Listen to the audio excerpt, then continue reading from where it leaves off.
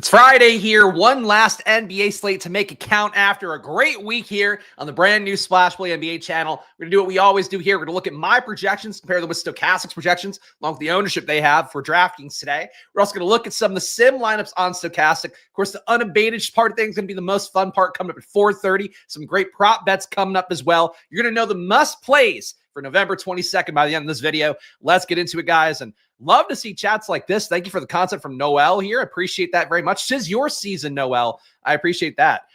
Top projected players today. So this is a really weird slate up top. Questionable right now, Joel Embiid. Actually, I forgot to open my beer. Guys, cheers. It's Friday. So here's actually go full screen here. Little mad elf from Trogs. Look at that elf. Kind of looks like a racist caricature. Let's go with the mad elf. ASMR for you coming up. It's Friday. What says Friday more than that sound of a beer can clicking? Unless, you're non-alcoholic, and then have a non-alcoholic beer and make the same click. Get that same euphoria going. But cheers, Fridays. So right now, Joel Embiid questionable. Actually wrote it up for DK Network and Unabated today. Joel Embiid, if he's out, going to have a big impact on multiple guys here. No Paul George tonight. He hurt his knee the other day. Hyperextension is it? Supposedly only a couple games, not a long-term knee injury. Paul George out. Joel Embiid potentially out. Would open up a lot of usage for Tyrese Maxey's back in. Would open up a lot of usage for Jared McCain, who's still appropriately priced. Gershon Yabusele also looks pretty good. He basically picked up a lot of court time when Paul George went out last game. There's a lot to look forward to here if Embiid is out, but right now is a key status. And Embiid, too, he's listed on the injury report for a same left knee injury / knee injury management. He's also mad at somebody for leaking all the reports from the team, supposedly, and apparently he's going to go private detective mode and try to figure out who the snitch is, because that's where we are in basketball. Absolute insanity for a 2-12 team right now. That's what's going on for Philadelphia. So Embiid's status, I would tend to think after he missed shoot around unexpectedly, probably not going to play today. But then he missed shoot around the other day and then played. So he is an albatross. Apparently the Pacers, the odds front runner to get him in a trade if that were to happen, but it's a weird one. Like the sound of cranberry sauce being dumped out of a can. Thank you. That's a good one. I mean, it's a vacuum seal for sure. This Mad Elf beer does have cranberry in it. It's, actually, no, cherries and honey, not cranberries. I guess cherries and honey are holiday appropriate. I don't know. But I do like this Mad Elf. I have to give them credit. Nikola Jokic, the other big questionable on the slate here. So Nikola Jokic in the spot. A player that I have projected so highly, knocked up Jamal Murray's rates a little bit, so I didn't have Jokic in every single lineup. I had him projected over 71. If I were to give him the same rates, Jamal Murray, the same rates he's had all season, where he has been a little bit lower usage, a little bit lower assist rate. Instead, I gave Jamal Murray the rates he's had with Aaron Gordon off the court, Octavius Caldwell-Pope off the court. Basically, one of the better versions of Jamal Murray over the last year is when those guys aren't playing. So I think we saw Murray got back to form last game. At least that was my eye test, along with the fantasy results being there as well. So I'm willing to play Jamal Murray as a guy who is not the same one we've seen all of this year, where he's been not as effective, not as efficient, not as good per minute. The main thing, though, if Jokic is in, Murray's still unplayable. If Jokic is out, though, I think Murray becomes a priority play. Jokic is out for personal reasons. I think it's a family issue is what I was reading. So not sure if he'll go today. But if he is going, he projects incredibly well with a 37-minute projection. And the expectation would be that he can get right back in and play games at the same rate. There's a faint chance, though. I mean, he's been off the court for 12 days now. Maybe a little bit of a return to conditioning for him. So this minutes projection is pretty aggressive. It leads to an aggressive projection for both me and Stokastic. As a result, though, I think there's a little bit of risk to it more than there would normally be for Nikola Jokic, no matter what the price tag is. Price tag's really high, too, at 12.2, and Giannis at 12.1 today. Giannis at 12.1, the number 2 projected guy, having for 20% ownership compared to Jokic's 10. Sim-wise, though, as you can see here, I was getting 27% Jokic compared to 14% for Giannis. Both key plays if you can afford them. Both key plays if you can put the value together to get there. But players to me that not defining my slate with only 41% of the two of them, but obviously if you can get there, good place to have. Jason Tatum, an NBA Cup game. The Celtics are one of those teams that do play a little bit deeper in NBA Cup games. There's also a spot where they should absolutely be boat racing Washington. I believe they are a 16.5 point favorite right now. I think it was 17 earlier. So huge favorites for Boston. As a result, Jason Tatum, a really high projected number for him at a 10-4 salary. Joel Embiid, I have given him last year's rates because last game he kind of played like the old version of Joel Embiid. Probably not as good, but I still think going to be dominating the ball as much if he does play. I have at 50 fantasy points today if he goes. Stokastic has him at 49. Got him in 1% of lineups still, though. He doesn't make lineups work that well with a 10-1 salary, center only, and just not as good of a center play as it looks like compared to Jokic. Great chunk here. Appreciate all you guys being here. Hope it's a blessed Friday. Yes, I'm hoping it's a good Friday. Gross weather, I think, across the country right now. In Seattle, one of my favorite wrestling podcasters got his entire power knocked out for 3 days. So it's tough scenes around the entire country right now. So hope you guys are in areas that you're not affected by some of the power outages and shit like that. And hopefully you all got to listen to Kendrick Lamar too. Great album that came out. GNX, Unexpected, dropping the album all of a sudden. And Squabble Up, my favorite one. So glad we're getting the intro song from the Not Like Us video. But anyway, I was listening to that for most of my afternoon, so that's where I've been. Upper and Şengün, 24% ownership for me. Sim-wise, 24.7%. I like Şengün overall. He projects well. Price tag's a little bit too low at 8,400. He just set the assist record for a player before age 23, I believe, beating out Nikola Jokic.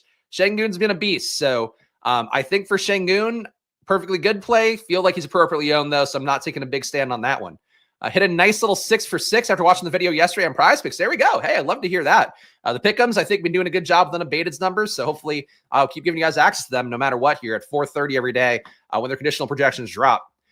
Besides these guys, top projected players, James Harden I have a little bit lower than Stokastic today. I think it's because I have Zubac a little bit higher. Zubac I have at 43.8 compared to Stokastic's 37.1. Zubac quietly a usage beneficiary, and it's not like he gains a ton, but he gains just enough to be a little bit more playable. At court time without Norman Powell, without Paul George, obviously he's not on the team anymore, but going back to last year, without Kawhi Leonard, Zubac kind of becomes their number 2 scoring option in a lot of situations. So Zubac to me, match against Sacramento as well. I should be able to really clean up on the glass, you would think. Zubac looks pretty strong to me overall.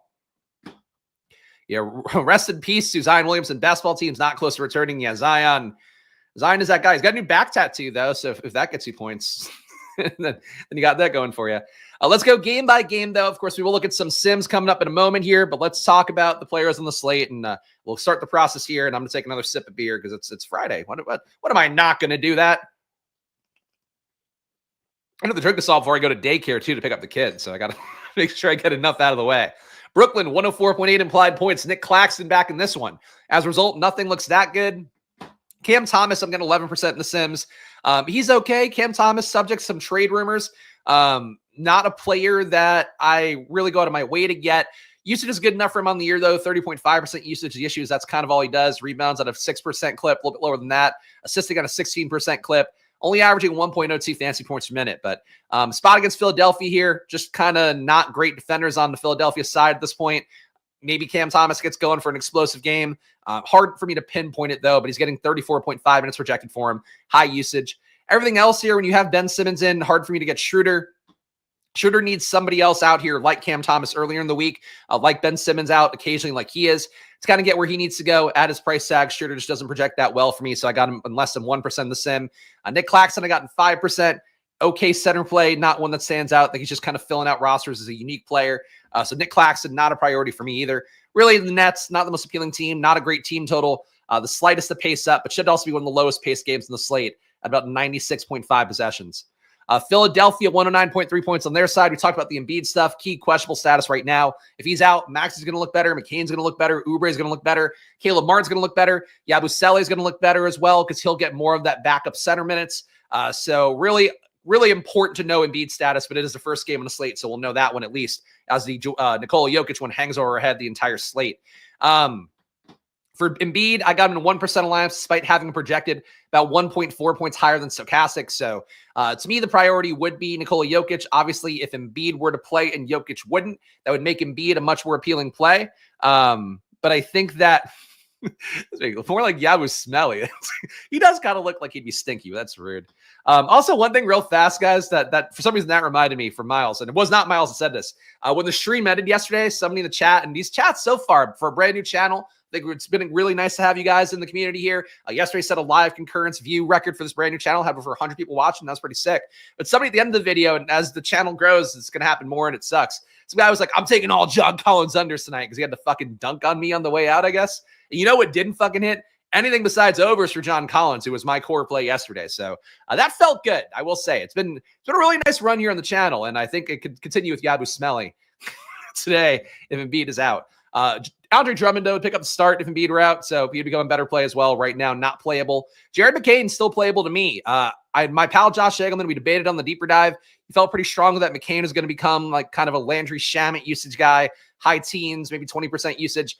I don't see it. He's a gunner. I think he's a baller. I think he's a gunner. These are not real data points, but I do think the eye test for me, I don't think he's backing down usage-wise. If anything, I would expect Maxey to kind of level out with him more.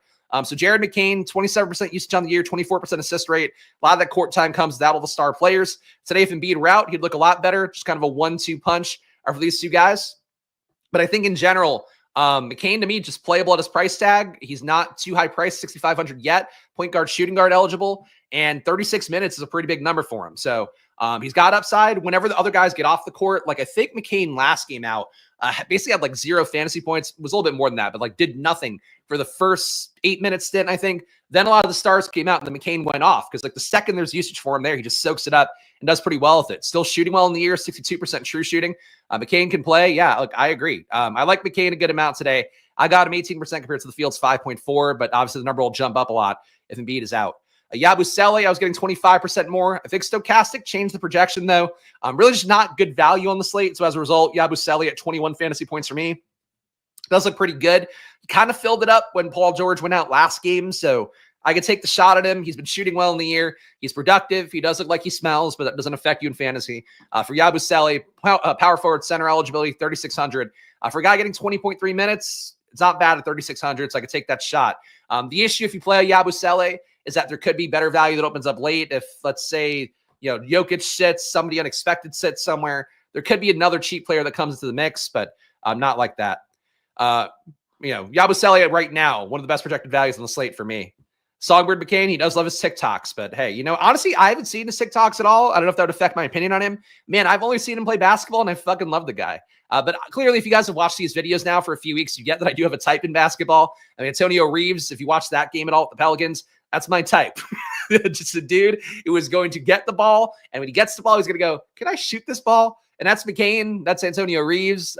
That's the players I like. But also guys who had rebounds and assists would be nice too. But just gunners. We just want gunners here. Oh, come on. Come on. Reeves is the man. Reeves is the man after that game he deserves run. Like he should be in the rotation. That's sort of how I feel about it. But yeah, same for me, Miles. Miles, you are speaking my language today, buddy. I appreciate it. Boston, 127.3 implied points here. So extra minutes tacked on by a little bit here for the Boston Celtics because of the cup stuff. Really, though, hard to imagine them not boat racing Washington. This seems like one of those games we talk about a lot on this channel where the Celtics have talked about in interviews like, hey, there's some games where we know it's going to be an easy win. We just kind of let Peyton Pritchard take over. Peyton Pritchard now maybe a guy that lets other guys take over because he's cemented enough in the rotation as well. But this is a spot, too, where, like, Tatum has been going bonkers a lot, doing a lot of stuff. Oh, Mike just said went bonkers at the same time, too. But, yeah, I had Franz in my lineup last night that I had in the big tournament. I think I finished top 500. I forget where I finished, but I finished really well in basketball and in the showdown tournament for NFL. So it's a good night. But, yeah, Franz went for 70 yesterday. It was insane. Jason Tatum could go for 70 here. It's tough to imagine the kind of push-pull getting him there on Washington's side as a 16.5-point favorite on the road. That said, Tatum, it feels like kind of mounting his MVP case a little bit. He's been great on the year, 63% true shooting, all the concerns of the Olympics gone entirely based on what we're seeing at this much volume as well, with 32% usage, 1.42 fantasy points per minute on the year. I've got him at 1.55 today. You'll get no complaint from me playing Tatum. I just would rather play Jokic if I could. So that's sort of the main thing for me. I got Tatum 14%. Jaylen Brown, I'm getting 21% in the sim compared to 13% for the field. He projects well for me. I have him at 44 compared to Stokastic's 42.3. No issue with any of these guys. Really high total. Pace is going to be there. It's technically 5 extra possessions in this game with how fast Washington plays. So really, to me, Boston, nothing I'm mad at. Derek White, chalky, but I still got more. 20% field ownership. I got 25. Drew Holiday, 10% field ownership. I got 9.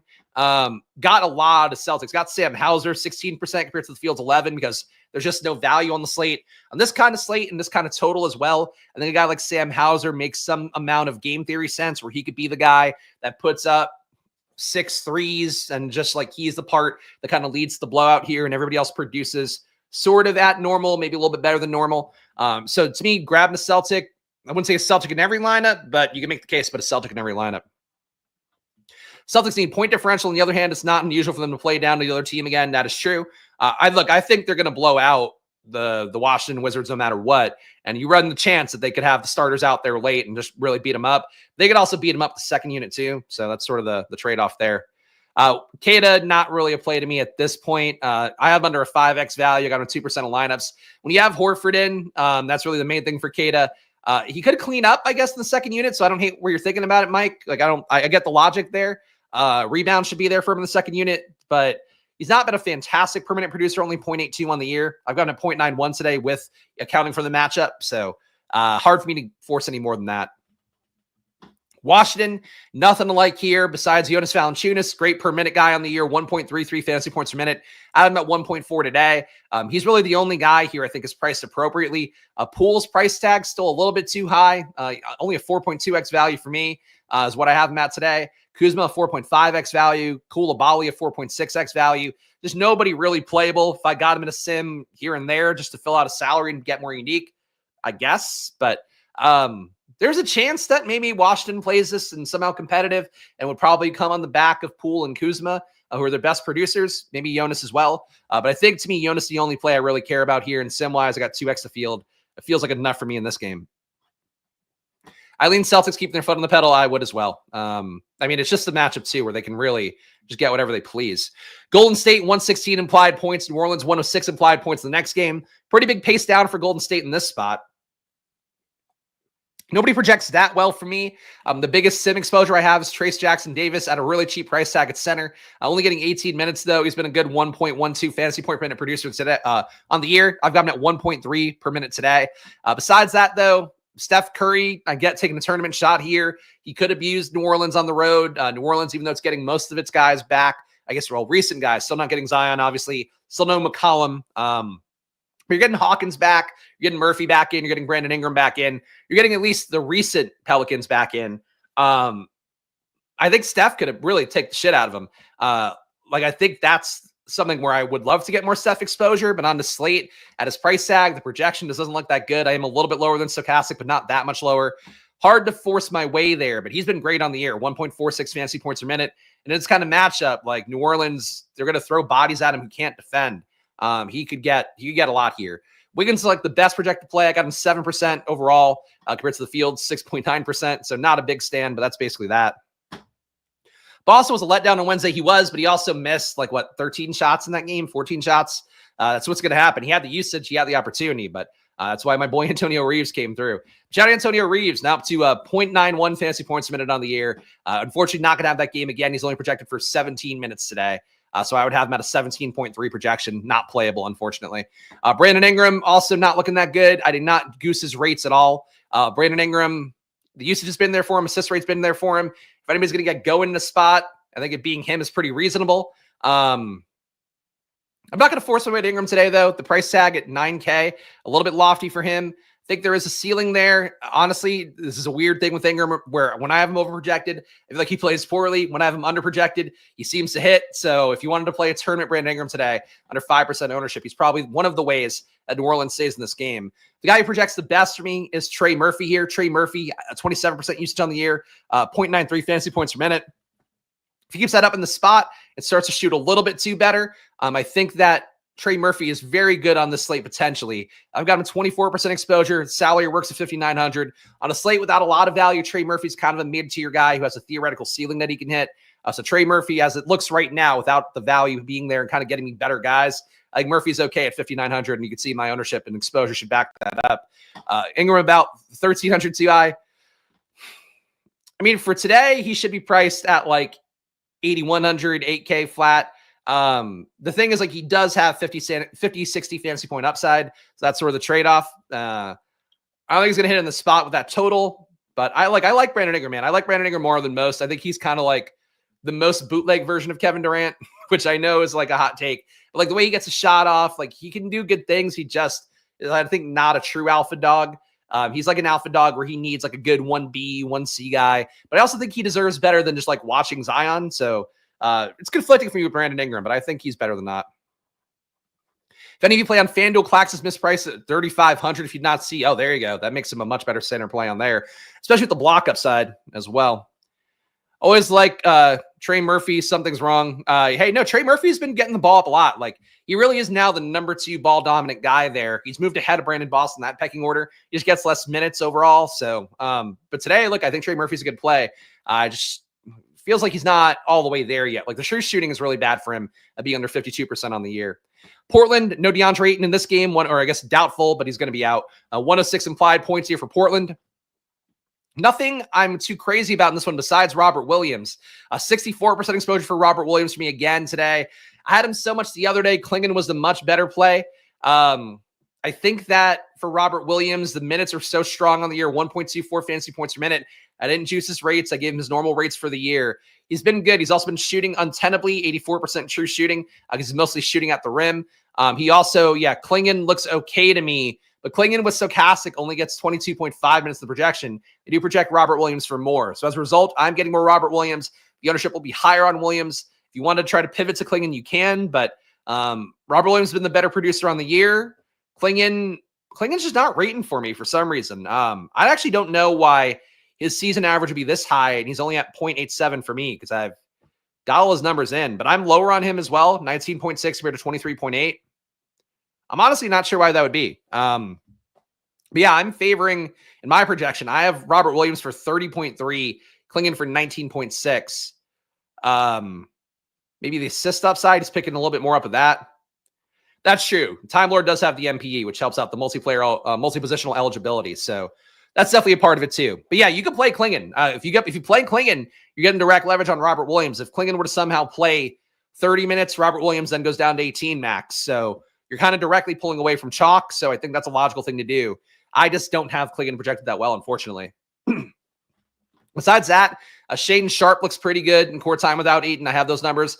Jeremy Grant's questionable as well. If he were out, he could open up more time for Avdia, who's close to playable, potentially with some more minutes. Delano Banton maybe picks up a little bit more. Jeremy Grant out, though I'm not sure about that.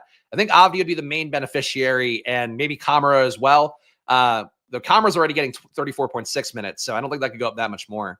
But Jeremy Grant being out would definitely open up a little bit of usage, a little more opportunity. So that's that.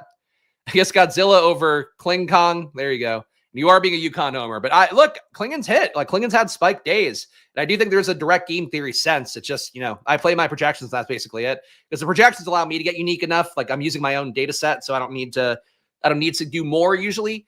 But if you want to do that in your hand building stuff, like, I think taking a shot at Klingon to try to get leverage on Robert Williams makes perfectly good amount of sense. Şengün, we talked about before, always a player I'm going to get a good amount of. 1.43 fantasy points per minute on the year. He looks good. Had a great day the other day when I was touting him. Do like for Şengün overall.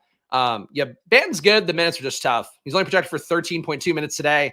Kind of needs somebody else to be out for him to get there, but he can get there in a short amount of time. It's just, you would want to see at least like mid-20s minutes, I think, to feel really good about him.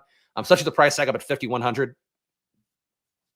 Houston on their side, though, it's really mostly just Şengün for me. Got 17% Jalen Green again. He killed my lineups that were the best the other night. Just didn't have the ceiling of a lot of guys who were playing shooting guard. I'm a little bit tired of Jalen Green, honestly. Like, I don't think he's that good of a play overall in fantasy. I think he kind of takes away from this Houston rotation, too. But that said, I'll play Jalen Green with the field. That's fine. Tari Eason, always my little tournament weapon. His price tag's coming up a little bit, but I'm going to give him 9%. Field's going to be at 7.5%. He finds a way into my best lineups every single slate. I don't know if it's him. I don't know if it's dual possession eligibility and the fact that I haven't projected always a little bit higher than Stokastic. But Tari Eason, always a play to me, even though I'm not making a big stand on him. I'm low on Van Vliet. Numbers just aren't there for me on the year. He's only averaging 0.98 fantasy points per minute. I'll give him the same thing to him today. If you look at the longer-term sample size, Van Vliet looks like a different player, but he's not that player now, so I'm just not going to keep trying to massage him to get him into lineups. Besides that, getting way less Dylan Brooks in the field. He is a semi-value on this slate, playing 28 minutes. I get why he would be a play that comes up for people, but not producing that well in the year. Only 0.65 fantasy points per minute for the year on Dylan Brooks. He's probably due to shoot better, but really low usage for him. He's definitely deferring to everybody else here, as he should. Amin Thompson, playable for some people. I'm only getting him 5%. Jabari Smith, not for me either. Really think of this spot. It's mostly just Şengün or bust. Peyton Love? Or which Peyton? Peyton Pritchard? No, not really. But I think, he doesn't project well. There's a game theory logic, but if you're talking about him, you could be talking about the Peyton on Denver. If you want to clarify your Peyton Love. Oh, Alfred Payton? Elfrid Payton's probably too high priced right now. I'm not going to get enough minutes. There's too many Paytons, though, so please clarify your Paytons. But I had Elfrid Payton projected for... he's getting 9.2 minutes. I'm getting 12.7 fantasy points. The projection of minutes is not that good because now you're getting everybody else back in. So don't chase that now that he's on the slate. Anything else here in Houston? No, not really. Atlanta, 124.5 implied points. Chicago, 123 implied points on their end. We're going to hit unabated prop markets in a moment, guys, so stay tuned for that if you want to get some good betting numbers. And yeah, there you go, Elf. Yeah, Elf not playable, it looks like, based on the projected minutes. Atlanta, though, in this spot, not looking that great to me. I'm really low on Trae Young now. I'm not sure what he's doing to have spooked my lineups off. It is getting Bogdanovich in and his per-minute numbers that hurt things a little bit. Jalen Johnson's ascendance, having Hunter back in. I think that's the main thing for me. But if my numbers are right, I think Stokastic is off by a little bit. But they've also probably shaved rates a little bit to some of the other guys like Jalen Johnson, whereas I've kind of kept them as being the players they've been all year. But I think Trae Young is taking a step backwards this year. He's assisting more. He's letting other guys do more stuff. He's not shooting so well to overcome it at 54.5% true shooting. He's a good player. He's just not in that tier, I think, as everybody else here. And if he's going to be over 9K, I don't see I'm going to be there very much this year so far. Unless everybody's out. Like, you guys have seen me flock to Trae Young in some spots if the guys are out. But right now, at his price tag, I don't think it's correct. Jalen Johnson, really the only playable option to me here. Power forward, 8,300. I have him for 1.26 fantasy points per minute today in the spot against Chicago. Probably the highest spaced matchup on the slate as well, 102.6. But really, to me, nothing I love on this spot. More ownership than I have for pretty much everything besides Jalen Johnson. Hunter, I got a little bit more of because he's a reasonable price tag. It's small forward, power forward. But the minutes aren't even that great at 26. There's nothing I'm crazy about here. Hunter's been pretty good on the year, though, with 1.2 fantasy points per minute so far, which, honestly, I didn't even know. That's crazy. I bet 1.04 today, but 1.2 on the year for Hunter is a pretty big growth sign from him. A lot of chalk for Chicago. So if you take Patrick Williams out, Chicago's rates get really favorable to Nikola Vucevic and Zach LaVine going back to last year. Josh Giddey also weirdly becomes a worse player without Patrick Williams out there. I presume because more touches consolidate for LaVine and Vooch when Patrick Williams is in the mix. But Vooch looks okay to me. 22% ownership for the field. I got him at 33. LaVine, 26% for the field. I got him at 39. Both these guys to me project 43.7 fantasy points, so a little bit higher than Stokastic at 42.9 for Vooch. LaVine, I've got a 40.2 compared to 38.3 for Stokastic. LaVine honestly could go higher if you went with just the rates from this year, but I went with the rates from a rolling sample size going back to last season instead. If I did take those rates, I would have gotten LaVine in every lineup. So I think LaVine is a pretty strong play. It seems like the usage is congregating around him a little bit. And these guys are all shooting incredibly well. Probably going to fall a little bit as the year goes on. But I think that Chicago looks great. Their price tag's really reasonable. Pace spot. Atlanta, not a good defensive team. Getting a little bit better with some of the guys who are getting back in on the wing. But really high totals here. I mean, we're talking about almost 100 or 250 combined points in this game. So that's a lot of combined points. Play whatever you want for Chicago, basically. DeSudmu, though, less so. Torrey Smith, I wouldn't chase either. Or Torrey Craig, rather, coming up. I wouldn't chase too much. Though I got him, I got him 1%. DeSudmu, I got actually a lot. Makes me uncomfortable. Stokastic has given DeSudmu 30.5 minutes. Kind of seems like DeSudmu has faded out or phased out Josh Giddey a little bit. Indiana, 115.8 implied points. Milwaukee, 121.3 on their side.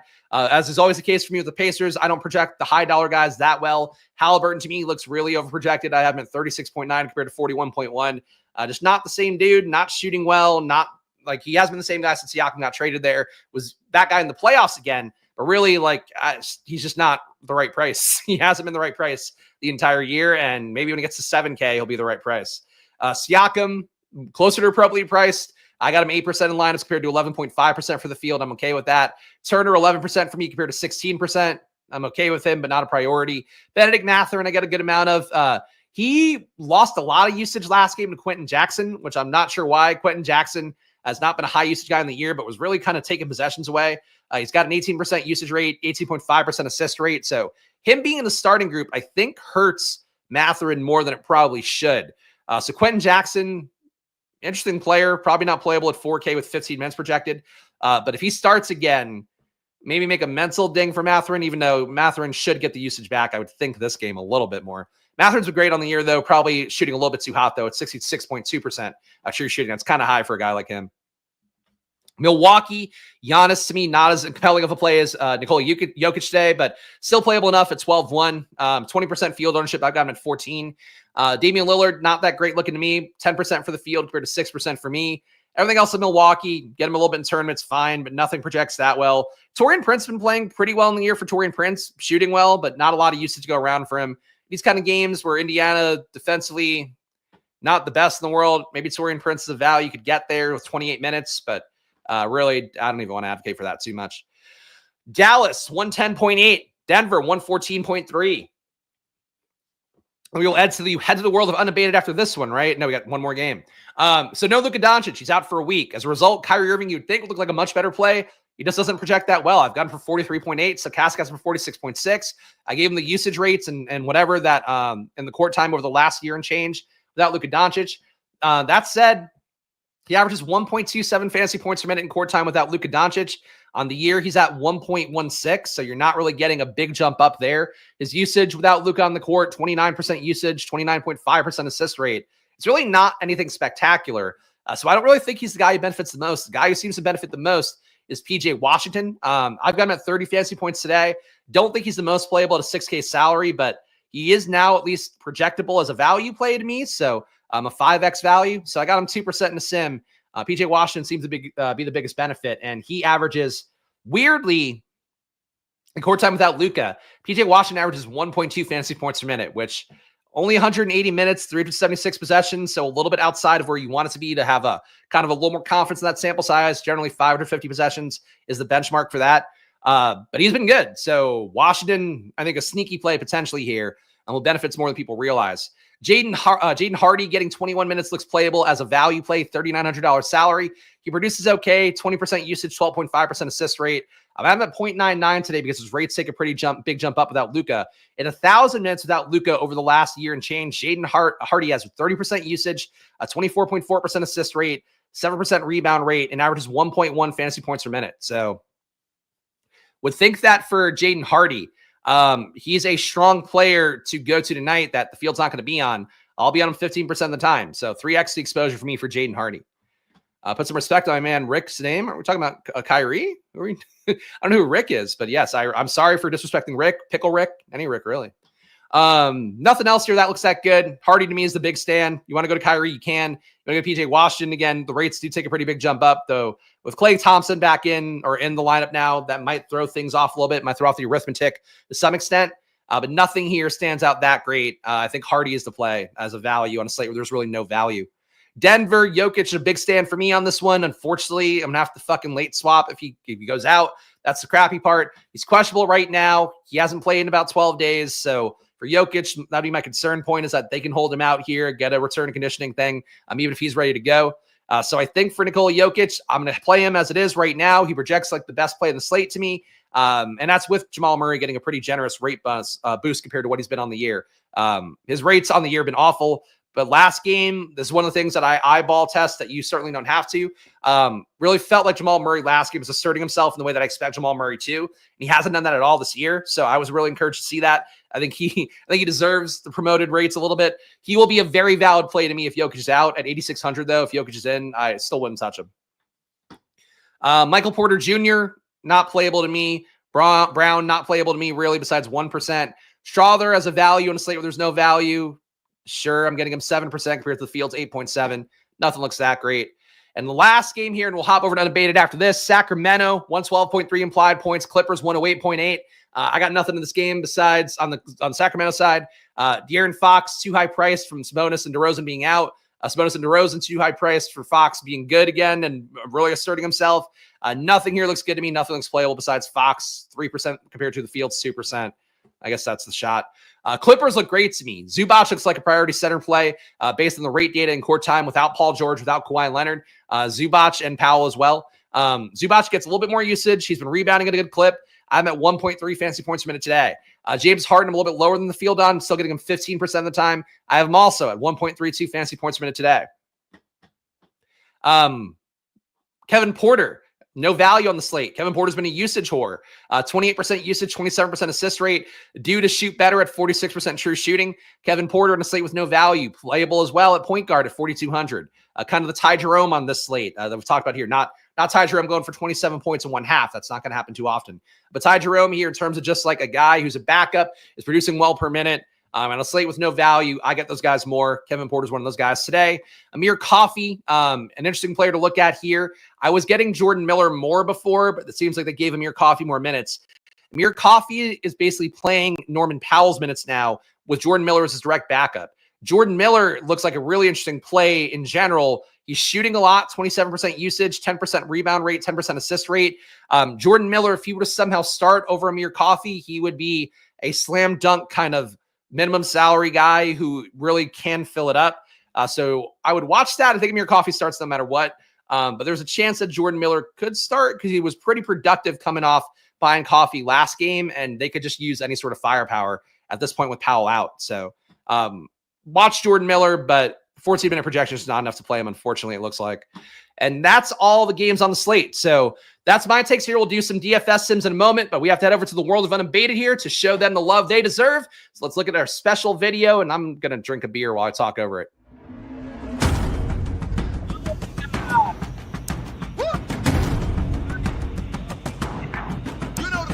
Glug. Your humble narrator's drinking a beer while this video's on. But you got conditional projections. Joel Embiid's whims and his ghost hunts, his witch hunts for people, not ghosts. I don't think he's hunting ghosts. He's not a Ghostbuster. But he's on witch hunts right now. Whether he's in or out, you got projections to account for it. You want to see some graphs coming up here for prop line pricing? Well, you're going to see some graphs. You're going to see some graphs. Look at that graph. Yeah, look at that graph. You like Discord? Nothing pervy. Good stuff on that Discord. Stick streams as well. Justin Fan does good content. He knows this stuff better than anybody. And he'll just be counting your money. Pale hands. Unabated. Promo code SPLASH. I'll do it. I'll do it every day. Horford out. That's big. That actually, man, that does open things up a little bit more. Let me go back real fast here. Would think that means Keita gonna be playable. 4,400. Should pick up the start. Maybe high 20s minutes projection. Cornette back in the rotation. Yeah. Well, did you know that? Were you giving me inside info? Yeah, Keita might be chalk in a slate where there's no value. So Keita, 0.82 fantasy points a minute. He's not going to be a slam dunk play, no pun intended. But people are going to jam him in a lot because there's just no value. So I think Keita's okay. Probably would not go head over heels for him. Interesting talk. Yeah. Hauser more valuable because Keita's going to be chalk. I think it's an interesting way to look at it. But yeah, Keita going to be one of the binary value plays in the slate now, and nothing you can do about that. But I'm sure I'll get him a good amount here. I can't tell you, though, until I see the minutes and redo all my data. But yeah, got to redo the data for Keita. That's what we'll do. All right, over to Unabated now. See what we got going on here. And maybe some more last-minute rule outs. Who knows? Who knows? All right. Points props in. Let's pull in Unabated NBA conditional projections here. We're gonna keep everybody. All right, do we want to make guesswork on this? I think Shepherd plays. I'll keep him in so we get into Indiana lines as well. Anthony Simons, I think he plays. I'll keep him in. Jokic and Embiid, I'll talk about him for DFS. I'm not going to give you guys betting markets for them because they just mean too much. Jeremy Grant honestly means enough too. All right, so let's go with just those guys being in the lineup. Let's sim this out here and get you some points lines to hit. Courtesy of Unabated, of course, $30 off. Promo code SPLASH and Unabated. And their team, their projection team, no matter what day of the week it is, they are working overtime to update data whenever players get rolled out, whenever players get rolled in. They're doing it all day long. So you want to get good betting market data or just get yourself some more stuff for DFS, different projection set. That's what I would do with Unabated's data if it were me. And I didn't build my own projections too. All right, best lines right now. Jalen Wilson, value, huge value. An Underdog, 31.5% EV on Underdog for under 8.5 points. That line also wrong on PrizePicks. Under 7.5 points is the line on there. 16.3% EV for that. On DraftKings Sportsbook as well, 17.7% EV for under 7.5 points for Jalen Wilson. So Jalen Wilson, not a fun and sexy play, but the line was probably made before they knew Claxton was going to go, and they never updated it. So probably one of your best bets you're going to see here today. Nikola Vucevic, and hey, you ever know issue how to do lineups? Good news. The Sims will be coming up in a moment. Nikola Vucevic, 15.3% EV on over 18.5% points. That one's playable at FanDuel Sportsbook right now, -115 odds. Does not look like it's a good one to take on PrizePicks and Underdog, where the line's a little bit higher, over 19.5 for Vucevic on those sites. Lindy Waters, value in over 7.5 points for him. 15.0%, 15% flat. EV on Underdog, looks like that one's not playable on DK or FanDuel. Clint Capella under 11.5 points, minus 104 odds on FanDuel Sportsbook. 12.7% EV for that. For Clint Capella, who's projected for only 10.97 points. As you're getting some pretty good value on the under 11.5. Trae Young, value on over 21.5. So Unabated does like him a little bit more than I do, I guess. 11.7% EV on that. Playable as well on PrizePicks and Underdog for over 21.5 points for Trae Young on these sites. So playable on FanDuel Sportsbook, playable on PrizePicks and Underdog Pick'ems, not playable on DK Sportsbook. Bilal Coulibaly, 10% EV on over 10.5 points. Minus 115 odds on FanDuel Sportsbook. The over 10.5 on Underdog, also playable in a pick'em. For Bilal Coulibaly, over 10.5 points. And Alex Sarr, almost 10% EV on over 8.5 points. That one is playable on PrizePicks and Underdog. Does not seem playable on FanDuel or DraftKings. Al-Qaeda, come on. Bogdan Bogdanovic, 9.7% EV, under 12.5 points, playable in Underdog and PrizePicks right now, less playable on DraftKings Sportsbook, because you want to have generally 8% more EV if you are looking for sim results. If you're looking for market data, 2% EV is enough for a differential to take a leap. All right, let's go to rebounds next. Your conditional stuff is still set. All right, all good there. Let's run the sim. Let's me drink some beer. That way, everybody wins. 15.5% EV on over 3.5 rebounds for Ayo Dosunmu. He's projected for 4.2 rebounds today. That line's available on FanDuel Sportsbook, and it's playable on PrizePicks over 3.5, and playable on Underdog playable on DraftKings as well, over 3.5 for Ayo Dosunmu, over 3.5 rebounds. Kyrie Irving, value on under. So even with Luka out, value on under 4.5 rebounds, plus 100 odds on DK Sportsbook, 14.9% EV for Kyrie Irving under 4.5 rebounds today. PJ Washington, over 6.5 rebounds, minus 113 odds on FanDuel. You're getting 12.5% EV for that. You also get 10.3% EV for over 6.5 rebounds on a PrizePicks Pick'em. And Zach LaVine, value on over 4.5 rebounds at FanDuel, minus 128 odds for that. A lot of good bets. Kobe White, value in over 3.5 rebounds, plus 126 odds, gets you 10.8% EV. So basically, you got to have all these sports books open for Unabated to be worth having. No, I mean, this one, like I'm only showing you the top ones. If you had BetMGM, if you had Caesars, you can just look at those too. You can change the settings over here. I just limit it because they don't want me to show every single one here. But basically, like you could have the best line be ESPN bet. You could have it be whatever. Yeah, it's basically the deal. But yeah, you could use all the sports. They have legit every data feed on there. It's honestly one of the better tools out there. Like I use a lot. I built my own with the app probably I'd had for a while, which is basically a simplified mobile version of stuff like this. But in reality, like having the powerful sim tools in addition to having people creating proprietary projections, it's a sick tool. So for NBA, it's good. Their market stuff for NFL, for other sports, also good. But because they have proprietary projections here, like it adds the most value, I think. I bet them in the afternoon a lot when I remember and have time to do it. Because like I'm getting their info like before it's hitting the public. So that's kind of thing that I think is worth it, hitting it the moment we showed on stream. These have been good for people from what I know. Kobe White, 10.8% EV on over 3.5 rebounds, plus 126 odds on that. PJ Washington, value on over 6.5 rebounds. That one's available on PrizePicks right now. Almost playable on DraftKings, but probably just on PrizePicks with 10.3% EV. Zachary Rizache, who I don't think looks stinky either, even though he's also French. Under 3.5, minus 102 odds, 9.6% EV. And Klay Thompson, over 3.5 rebounds, plus 110 odds, 9.5% EV on DK Sportsbook. Let's go to assists next. And of course, DFS Sim coming up after this as well. But I want to make sure to show the betting markets, give Unabated its proper due, because if you're going to make money off the show, my DFS takes are great, but legit, these bets are going to be the thing that can make you money the fastest, the most easily. And that's with me really believing in my arrogance and how good I am at this content. Nikola Vucevic, over 3.5 assists, plus 132 odds, gets you 13.7% EV. You take that one on FanDuel Sportsbook. Looks not quite as playable on DK Sportsbook with the odds being juiced there. Jaden Hardy, under 2.5 assists. I like Jaden Hardy for DFS, but the bet line, I get why that'd be good. 12.9% EV on that on Underdog right now, under 2.5 assists for Jaden Hardy. Add it to your Underdog pick'em. Fred VanVleet, 9.4% EV on under 6.5 assists. Good. Fade Fred VanVleet, minus 115 odds. I don't like him, but the public's going to be playing him a lot. Şengün, 8.6% EV on over 4.5 assists, minus 110 odds on DK Sportsbook.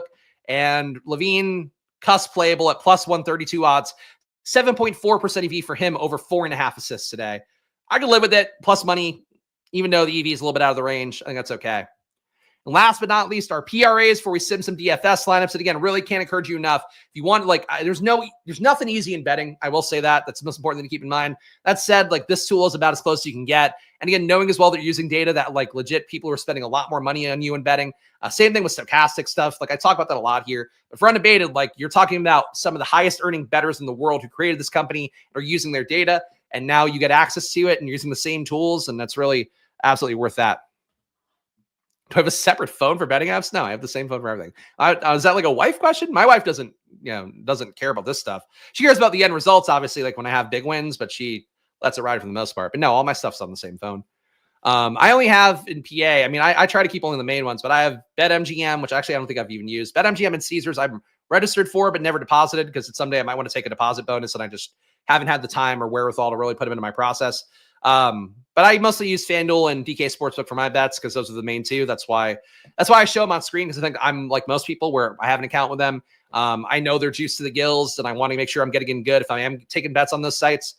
So those are the main two that I use, but they're honestly the biggest ripoffs. You'll do better if you're chasing EV from Fanatics to BetMGM to Caesars. The little bits of differential and probability and EV you get from different odds are the most important thing for betting. So I bet lazily, but you should bet like Greg Ehrenberg does at Stokastic, and he'll take fucking 50 bets in a day that are all theoretically plus EV, and that's how you build up the bigger sample size as you go. Şengün triple double at plus 3,000. Hey, I like it. Assists are tough for him some days to get to the full 10, but he crushed the other day, man. He's been looking really good this year. And having, I think, Jabari Smith not be a real threat to take minutes, I think helps him out a little bit too. Vooch, value in his PRAs here, over 32.5 PRAs, gets you 11.2% EV on FanDuel Sportsbook. Not playable on PrizePicks and Underdog, I think. We're a little bit out of the safe range here. Trolling Lindy. Well, hey. Yeah, you can always troll Eric Lindquist whenever you please. There's a lot of ways to do it. Puppets are a great way to do it as well. Daniel Gafford, 8.4% EV, under 18.5 PRAs for him. That one's playable in Underdog only, not available on DK Sportsbook or FanDuel. And Şengün, over 30.5 PRAs. That's it. Really not a lot of playable PRAs today with all the questionable guys. 8% EV on that one on DK Sportsbook. And looks like the PRAs line is down on Underdog and not really as much of a benefit at over 35 on PrizePicks. But I think you guys have got enough to build a card here. Let's give you enough to build some DFS lineups. And shout out Unabated, $30 off. Promo code SPLASH at unabated.com/NBA. It is a great product, a great tool, and they help me put on the show. So please support them as much as you want to support this show and see this content because I could not do it without their kindness here. Now we're going to build some Stokastic lineups. So I will switch my sticker here. I feel like quietly, Stokastic and Unabated must be fucking hate me for putting them both on the same stream. But that's what I care about here. This is my lane in DFS/betting content, is just showing you guys agnostic to the companies. I love Stokastic. They are like family to me. I love Unabated too because they have been kind enough to help me say, hey, I want to start a brand new YouTube channel. I'm not even giving you real estate on the one that's got 4,000 and change subscribers. And they supported me on that. So they are two of the best products. And really for me, I hope you guys get this for me as a creator. I wouldn't show you products if I didn't think they were worth your time. So Stokastic, Unabated, check them both out. If you want to make money in the stuff, best shot to make money at it. That's one thing I will say as candidly as I possibly can. Dickless Puppet's so close to real life. I mean, he's right here. I don't like breaking the puppet out unless Eric's around or if somebody's really demanding it. But hey, here's a puppet. Hey, I do voices sometimes.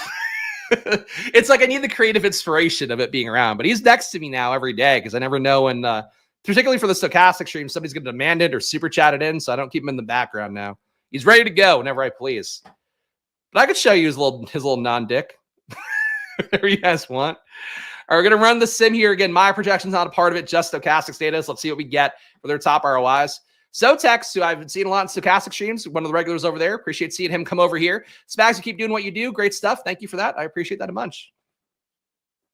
I feel like I'm finally carving out a lane for myself, which has been kind of, frankly, been a struggle for me to figure out where I fit in this DFS space as somebody that's had probably more success than a lot of people that have done it. But also, I'm certainly nowhere near your Cows. Not that anybody is like the best DFS players in the world. I'm not there. I'm like you guys, where I want to keep getting better at it, want to keep seeing the growth. I also play a specific style that's not the most plus EV in terms of like just putting a few entries into like the biggest tournaments and all that sometimes, in addition to 20 max as well. So like I think I'm on a similar journey for you guys, and I hope that does provide value. So I appreciate the kind words. Butto Jenkins coming over too. What's up, Spags? Thanks for coming over. Love seeing the Stokastic guys migrate over. They get so many fucking views. I appreciate that. Don't repeat the word of the day, or Puppet Linquist has to come out. Shout out Sotex. Amen. Good to see the regulars on. Stokastic coming over here. Look, I'm here every day at 4 p.m. You guys know the deal by now, but if you don't, Monday to Friday, NBA videos for me at 4 p.m. every day. Subscribe down below, hit the like button, leave a comment as well. It all helps me out here on this brand new channel because not a lot of evergreen time for these videos doing them at 4 p.m., but it's the best time for you guys to give you real info and also avoid all the competition that's going to be things you want to watch. All right, so our top ROI lineups right now. Let me zoom in a little bit here. We got Kevin Porter Jr., Kobe White, your top ROI lineup according to Stokastic. Jaylen Brown, Robert Williams, Kada coming in, so they did update projections for that, so that's good to know. James Harden, Torrey Craig, and Nikola Vucevic. So 2 paydown guys in Kada and Torrey Craig, and I guess Kevin Porter as well. 3 paydown guys, 50K salary used, and those are your players you get with it. You got Shaedon Sharpe, the number 2 lineup. Shaedon Sharpe, Chris Dunn, Jason Tatum, Robert Williams again, Kada again, Kevin Porter again, Jalen Johnson, Nikola Vucevic again. Similar team, not pivoting value, but pivoting the other part of Boston here. Number 3 is Fred VanVleet, Shaedon Sharpe, Jaylen Brown, Gershon Yabusele, Luke Cornett, James Harden, Robert Williams, and Nikola Vucevic again. Vooch, big play for Stokastic, it seems. Trae Young at number 4. Trae Young, Iota Sunmu, Andrew Wiggins, Robert Williams, Clint Capella, Kevin Porter Jr., Jalen Johnson, Nikola Vucevic. And number 5, you get Drew Holiday, Chris Dunn. So you're getting Celtics in every lineup again. So that initial take was one that seems to ring true. Dylan Brooks, Giannis Antetokounmpo, Kada again, Josh Giddey, Robert Williams, and James Harden. So basically you're getting Kada in 4 out of the top 5. No, 3 out of the top 5. When you're not getting Kada, you're getting Yabusele. You're getting Robert Williams in 4 out of the top 5 as well. And you're getting Kevin Porter in 3 of the top 5? Yeah. So those are your value, guys. Pretty clear pathway laid out from at least what we're seeing so far. Can we call you Spags Mo? You can call me whatever you want, I guess. Let's go over to player R. Steven, you can call me whatever you want in particular. But, I don't have any fun nicknames. Spags is the nickname. That's it. You call me Chris if you want. We're pals like that. We got Luke Cornett here as a top ROI player, but everybody's a negative ROI. So nothing actually looks like a good play ROI-wise right now. Cornett, negative 4.4%, and Dunn, negative 5.8. Nothing here stands out as a positive ROI play in the top 150 set. Overall exposures, though, oh, wow. You're getting Cornett 41%. That's so much Cornett for the guy playing backup center. I mean, he could start, I guess, but Kada's there. Kada's been starting over him. Cornett's been out of the rotation. So, all right, Cornett, 40. Here's the 41% Cornett. You might need this Mad Elf more than I do. You're going to play 41% Cornett. Good to see that. Good to see you to be rocking the monetized hat. Well, I'm hoping it monetizes as well. But yeah, the Money Time hat is always a part of things here for me because I realize that I just need to wear it every day to kind of have a brand. But I have thought about in the new year if I just go back to normal hats. It's in the picture. But I just identifiability. It all helps out. It's all part of the brand. Number 2 ROI guy, or number 2 exposure guy, rather. Giannis Antetokounmpo, 34% compared to the field's 14. Robert Williams, 34% exposure compared to the field's 19. Sorry, I misread that. I was looking at the leverage column. Giannis, 34% compared to 21. Robert Williams, 34% compared to 19. Vucevic, 33% compared to 18. Halliburton, 29% compared to 17. Kevin Porter, 29% compared to 15. So about double on Kevin Porter. 27% Amir Coffey compared to 14. He is getting a lot of minutes right now as the Paul George fill-in. Jason Tatum, Chris Dunn. All right, Dunn, 26% compared to 14. Tatum, you're kind of with the field, 23 compared to 19. Not the biggest stands really on the slate. I mean, nobody above 50% is kind of rare to see. You're getting the most leverage on Cornett, Robert Williams, Vucevic, Giannis, Kevin Porter. They want you to get Halliburton a lot more, which I don't agree with, but Halliburton's had some good games against Milwaukee. That doesn't matter that much, but if you want to talk yourself into it, I'm not going to judge you for it. I probably won't have any Halliburton, though, for what it's worth. I just do not project him well enough. Amir Coffey, a lot of leverage on that. Here's all your top leverage players. Siakam coming up a little bit. Jalen Smith, Shaedon Sharpe. Jalen Smith, by the way, one of those guys when there's no value on the slate, he comes up. $3,400 salary. Shaedon Sharpe, Kobe White, Klingon, Yabusele. Whew. All right. Honestly, I don't even know what the splash plays of the day are. We got to give them at the end here. You need to do the hat turn again. Yeah, I know. Because the bet. So if I wear it backwards, right? It's like this looks. I just don't wear backwards hats anymore. I guess it looks okay. Maybe I go back to backwards hats. I've just become a forward hat guy. I'm like, I turned 40. I gotta start wearing hats forwards. I have to block the sun out. But I don't know. It's just I feel like an asshole wearing backwards hats. Somehow that's switched for me in the last couple of years. All right. So my splash plays. No John Collins is on this slate. Man, the splash play has been really fucking good. I feel like I don't want to give up my EV here. I'm looking at the screen. I think it'd be Jokic. I think it has to be Jokic. Assuming he goes, Jokic to me looks like the most important play of the slate. I had projected for 70 fantasy points, had to knock that down a little bit just so I can get him in every lineup and have to deal with that as a late swap. But I think Jokic has to be a splash play for me, even though it feels a little bit of a cop-out to say that a guy who is the highest price guy in the slate is going to be a splash play. I'm trying to sort here for value to see if I can get you guys one more that I feel like good about.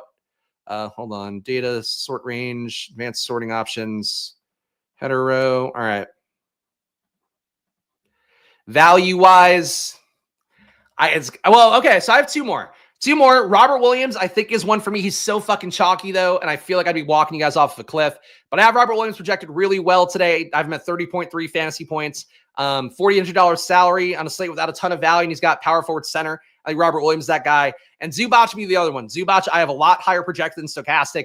For me, I love these stands where I have the big differential. For you guys, I encourage you to always default to the site that has, the team of DFS players that have won so much money and are so sharp and do all that stuff. But Zubac, they have at 37.1. I have them at 43.8. So Zubac to me looks like a smash play against Sacramento with that pace up. So Zubac, Nikola Jokic, if he's playing, Robert Williams would be it. And for Robert Griffin III, it's going to be Klingon. So I hope it works out for everybody somehow. Please support the show. Subscribe down below. Hit the like button. It's a brand new channel here. We're now in week 4 here on the channel, or heading into week 4. So the growth here, you guys showing up, getting 75 concurrents now. It's so sick for me. Really happy to, not so sick, hey, congrats. But really so happy to have you guys here. So thank you for being a part of this. I do this work here Monday to Friday at 4 p.m. every day. I build my own projections. I also use data from Stokastic, from Unabated. I bring it all together here in one place. And that is my promise, to try to make you guys better at NBA DFS, at least give you a shot at making some more money. And if you want to fade everything, knock yourself out. But just know I approach this as best I possibly can, with every possible resource and every bit of obsession, as you guys can probably tell as I talk about the stuff. But support our sponsors as well. Underdog, $1,000 in bonus cash, promo code SPLASH. Unabated, of course, $30 off, promo code SPLASH. If you're going to support anything here, besides hitting that like button and subscribing, go to Unabated, use that promo code, show them that you're coming from here, because they've been a really great partner, and I want to make sure I'm doing the best I can to move product for them. So their betting tool will make you money. I'd be shocked if you didn't make your money back if you're putting in enough bets. So check it out, Unabated, $30 off. They have their own deals as well going on top of that. So I think you get double the deal, basically. Stokastic, 15% off. Link in the description for all their NBA stuff. Get monthly packages if you can on there, because that supports the show the most. And the Solver, that's how I build my NBA lineups. I import my projection to the Solver, build 10,000 lineups that make Stokastic sim it for me. That's I've been doing really well over the last couple weeks. It's been honestly one of the better runs I've had. Have not had a top finish yet, but we're knocking in both sports. So that's the hope here, and the Solver has been a good part of it too. So those are the things I'll advocate for as products. Gamble responsibly, even though it's always money time here. And follow me at Chris Spags. Follow the show at SplashPlayPod. Thank you guys for hanging out. I hope it's a good weekend for you all. I'll be on the not deeper dive. There's no deeper dive. I'll be on live before lock on Stokastic tomorrow at 7 p.m. I'll have my NFL final takes video at 9 a.m. on Sunday. You want to hang out with me more and gamble for those slates, you do that there. But I'll see you guys again soon. Enjoy your weekends. And of course, good luck. Bye-bye.